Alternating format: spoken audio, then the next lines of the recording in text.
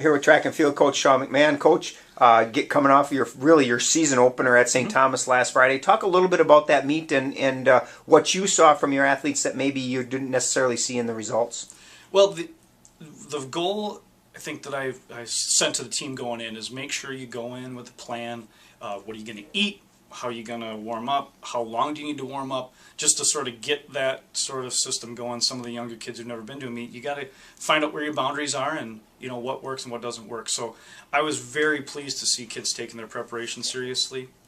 And with I think very few exceptions, everybody was very conscientious about it. So that's what I wanted.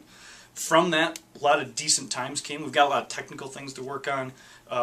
Distance runners with maybe some of their early race strategy.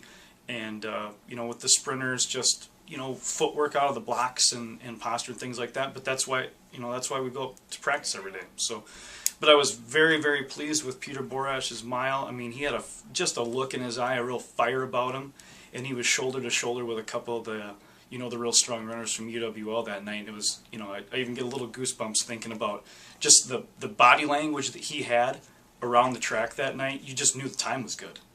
And I didn't have a watch on it, but I'm watching and observing from another side of the track. I'm like, this is good. Like he's got it tonight. So obviously he wasn't the only one. John Kelly had a really good night. Yeah. I don't think we'll ever do an interview where we don't talk about Andrew Brigham, and he won the weight throw, a solid performance there. Talk a little bit on the women's side about some of the performances that kind of raised your eyebrows a little bit. Yeah, Harstad had a good start. I know she's disappointed with the mark, but she was aggressive in the ring, and she's a competitor, so you see the frustration, but then she turns that frustration into focus for the next throw, and she's going to be just fine.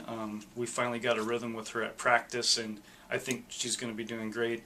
I guess from a women's perspective, I think we still need to get our those running races on the track. They're a late season, and it's possible for those field event kids to jump out right away. Freshman Becca Eiton actually got on our all-time board in the pole vault. She's been really focused on getting on that list, and now she's going to have to reevaluate her goals because she just jumped up there. So she's got a long ways to go too, but I like what I see from her right away. Hit the road this weekend. You go to Menominee for the UW-Stout Warren Bolus Invitational.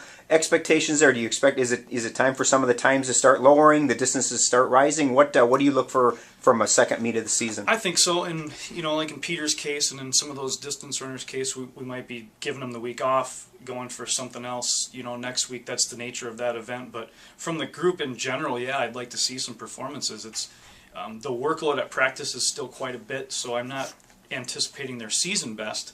But if they're going to start sniffing a MIAC qualification performance, it's going to be this week, and we might put a lot of kids on that list Saturday night. Sounds good. Saturday, Menominee, Wisconsin, Warren Bolus Invitational. Good luck, Coach. All right.